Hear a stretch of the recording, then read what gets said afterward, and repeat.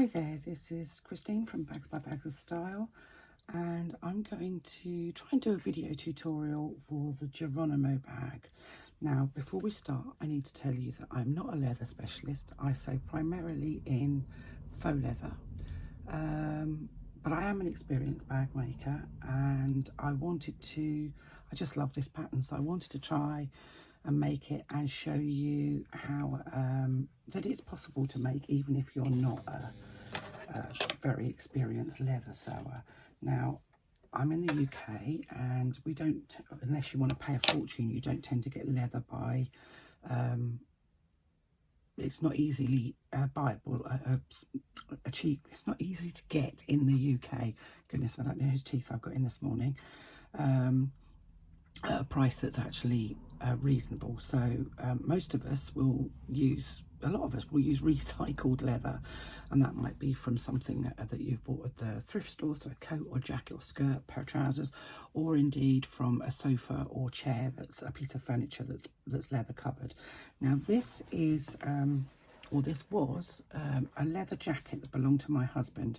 It's approximately 0.8 millimeters thick, and I've used those caliper thingies to find out how thick it is. It's not uber thick and it's not uber stiff, and I'm not 100% sure it's going to be uber right for this either, but I'm going to give it a go because, you know, nothing ventured, nothing gained. So and because I'm doing this on the hoof, I don't actually have all of the things that were required. So things like twill tape, I've only got white twill tape, and I don't want white showing on the inside of my bag. So I've got some really thin nylon webbing that's actually too thin to make a strap with. So I'm going to use that, and hopefully that will suffice to remove any stretch from my leather. So let's look at what it says at the beginning of the pattern, and you'll forgive me because I haven't actually even made this bag before, so I'm literally making it as I go. I should be reading the pattern as I go because I don't know the pattern well. It's not one that I wrote, but I really wanted to make it. It's a cracking looking bag, and it's something very different from me. Now, I may well add things that I think are, that I find easier to do as I'm doing this, that are perhaps not in the pattern, and I will tell you if I'm doing something that actually isn't in the pattern. And I'm using a little bit of fabric glue to stick my piece of webbing to the top of my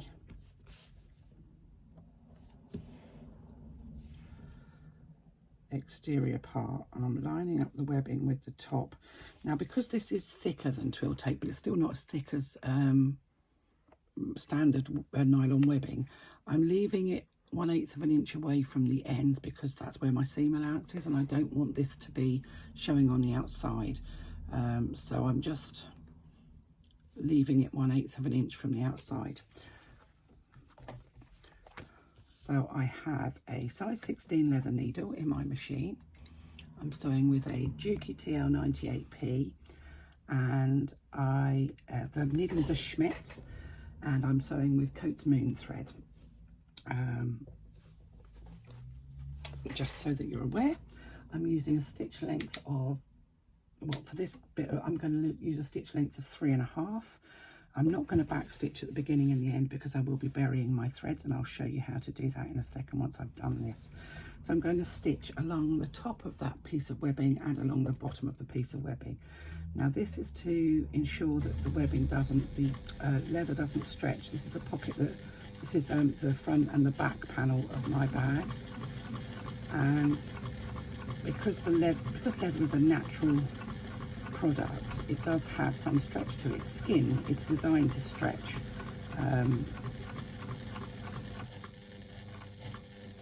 So I'm stitching across the top there at 1/8 of an inch seam allowance. I know the pattern says a scant 1/8, but I think this is an 1/8 is fine for me. So I've stitched across the top, and I've pulled my work out and leaving long threads at the end. I'm going to do exactly the same at the bottom of this piece of webbing. So I'm just going to long threads, start and finish. Let's just get those threads out of the way so I don't stitch them down.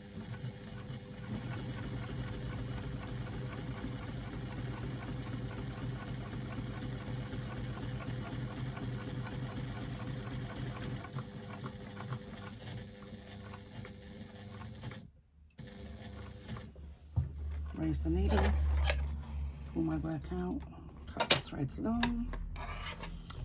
So from the front of my work, I'm going to take those threads that are on the front of my work, I'm going to take them back in through that last hole that I made, and I'm using a self-threading needle here. You can use an ordinary needle, it's not a problem. Self-threading needles are just my preferred sort of needles. I'm not very good at threading needles anymore, can't see them properly, especially not the ones with the little tiny holes. And to save myself from multiple hours of prodding and poking and a great deal of swearing, I use these instead. So I'm just on all 4 of those stop and start points on that piece of webbing. I'm just going to thread the needle up and go back through the last hole. Now this is done for exactly the same reason on leather as it's done on faux leather. A, it's aesthetically pleasing, looks really nice, and B, backstitching on either leather or faux leather is liable to cause perforation if you're not very careful. So it's always a good idea to get into the practice of doing this.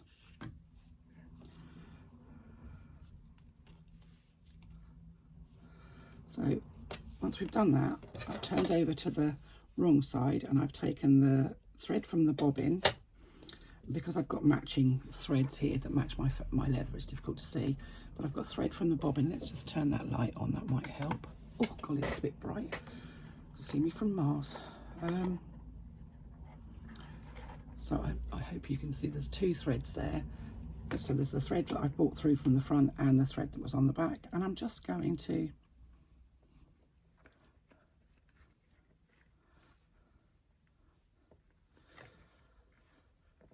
tie off those threads, and I'm just cutting about 1/4 inch, and I'll just pop a little tiny bit of glue just on there to secure those. Golly, that came out a bit quicker than I was expecting. To secure those thread ends. Let's just make sure my thread ends are actually in the glue.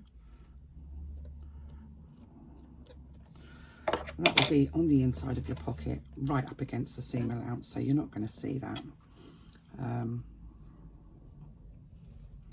It just keeps the thread ends nice and tidy and out of the way.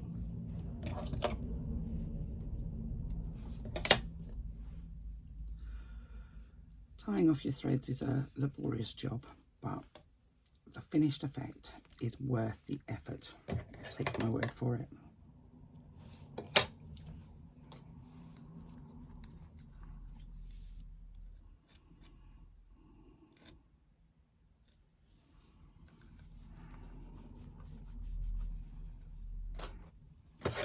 Now this twill tape will be visible inside of your bag, so it's better not to have a leery colour, unless you want a leery colour. It's kind of up to you. So there we are on the inside. So this is the wrong side of my leather, and this is one of the main exterior panels. I have this tape. I've, as I say, reduced it by 1/8 of an inch on either side so that it's not in the seam allowance. Because I'm using a slightly thicker tape, I don't want to add bulk to my seam allowance. I also don't want the ends of this tape showing on the outside of the bag, so that's why I've reduced it by 1/8 of an inch on either side. I've stitched along the top and the bottom, and you can just about see there where the shine is. Because I'm using a self-coloured thread, that's actually quite difficult to notice, but you can see where the light shines on it. And I've stitched an 1/8 of an inch from the top and the bottom of my piece of webbing. I've buried my threads and I've glued those end pieces over. So that's one of my exterior panels completed. I'm going to carry on and do exactly the same as the pattern says for that's the front. This is the back. For the front slip pocket, and at each end of my main gusset. So I'm going to continue on so that all of those pieces are prepared, and I'll come back to you with the next step.